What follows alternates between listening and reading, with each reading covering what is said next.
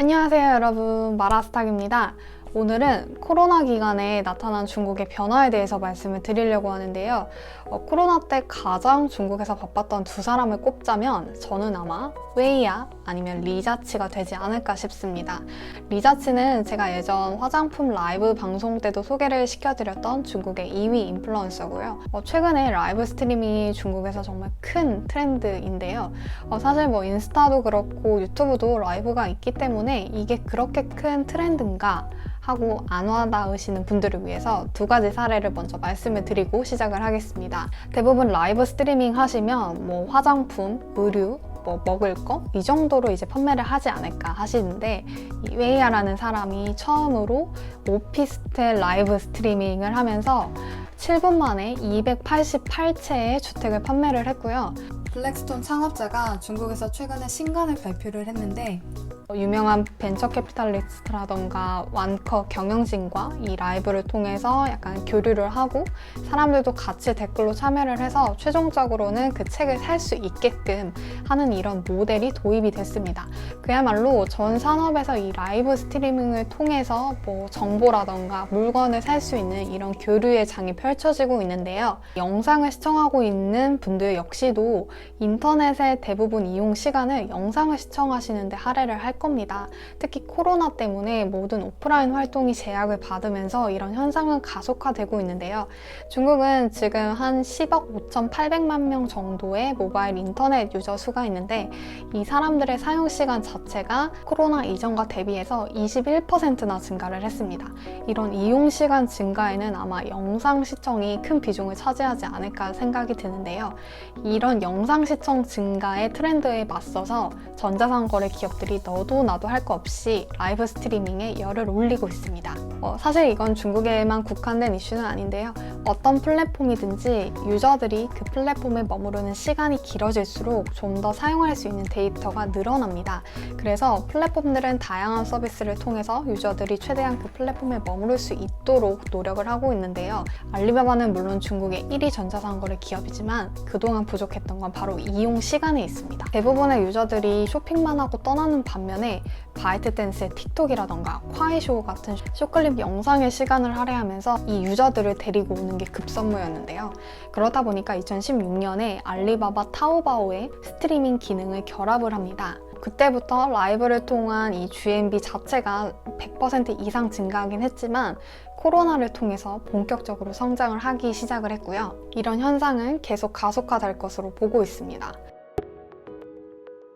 어떤 인스타나 유튜버를 오랫동안 팔로우 하신 분들은 눈치채셨겠지만 리뷰를 하는 것 같지만 최종적으로 물건을 판매를 한다거나 대부분 쇼핑몰을 여는 것으로 이 행보가 끝나는데요. 하지만 그동안 그 인플루언서랑 쌓아왔던 어떤 유대 관계, 그리고 이 인플루언서가 보여줬던 어떤 라이프 스타일이라던가 이미지 같은 게 이 상품에도 좀 긍정적으로 작용을 하면서 대부분 쇼핑몰이 대박이 나는 경우가 많습니다. 중국 역시도 이 라이브 스트리밍을 통해서 물건을 왜 사냐라고 물어봤더니 대부분의 응답자가 이 인플루언서가 신뢰가 가고 믿음이 가서 혹은 영업력이 너무 좋아서라고 응답을 한 만큼 인플루언서의 역할이 너무나도 중요해진 상황입니다.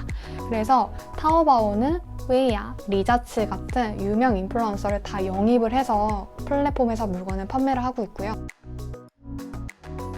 이렇게 라이브 스트리밍이 중요해진 이유는 충동 구매를 좀 더 불러일으킬 수 있다는 점인데, 핀토더 영상에서도 말씀을 드렸지만 우리가 직접 검색을 한다고 생각을 하지만 사실 어떠한 알고리즘을 통해서 검색을 하도록 강요를 받는 경우가 더 많습니다. 상품 구매 역시도 나 오늘 지갑 사야지 라고 검색을 하기보다는 어떤 인플루언서가 입고 나온 옷, 신발, 화장품, 그리고 이 사람이 사용하는 어떤 물건, 이렇게 리뷰를 보다가 어느새 구매 버튼을 누르고 있는 나를 발견하게 됩니다. 특히 라이브 같은 경우에는 영상으로 실시간 소통이 이루어지다 보니까 충동 구매가 좀 더 부추겨지는 경향이 있는데요. 흡사 홈쇼핑이랑 비슷하지만 홈쇼핑에는 없는 SNS 기능까지도 결합이 되어 있습니다. 원래 유튜브 영상 볼 때 영상만 보고 끝나지 않으시죠?